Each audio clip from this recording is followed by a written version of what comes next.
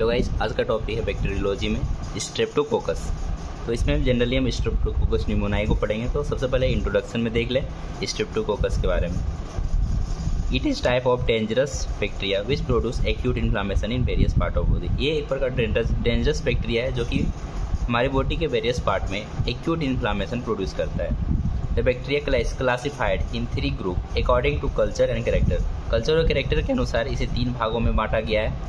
पहला है alpha haemolysis, दूसरा बीटा हेमोलाइसिस तथा गामा हेमोलाइसिस।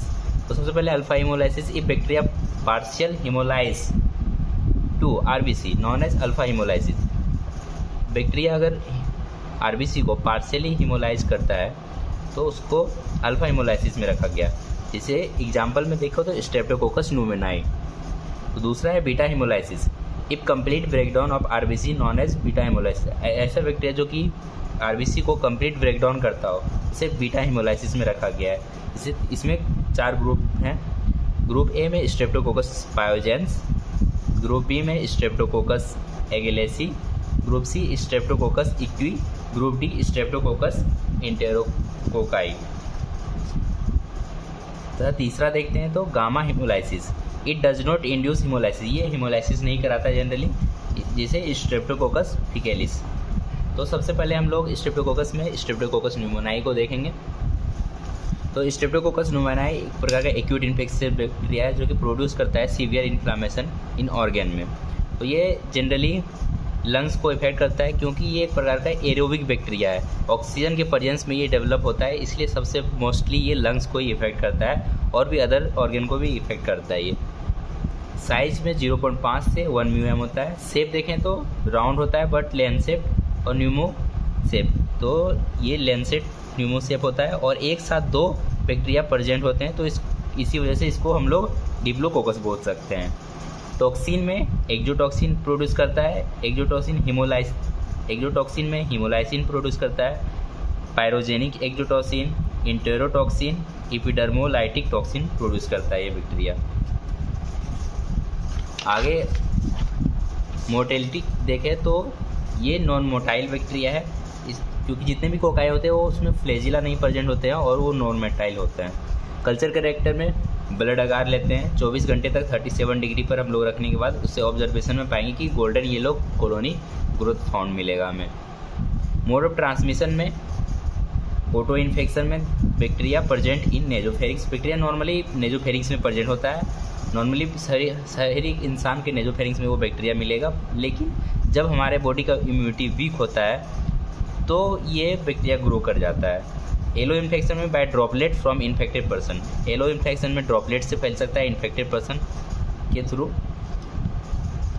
रिस्क फैक्टर में देखें तो वीक इम्यूनिटी कॉमन होता है, चिल्ड्रन में कॉमनली फैलता है। नॉन इम्यूनाइज पर्सन में होता है। कम्युनिटी भीड़ भाड़ वाले इलाके में या तो हॉस्पिटल में अगर कोई कॉन्टामिनेशन है कहीं किसी के पास तो उसके थ्रू ड्रॉपलेट के थ्रू वो फैल सकता है। इंक्यूबेशन पीरियड देखें तो 3 से 12 दिन इसका इंक्यूबेशन पीरियड होता है।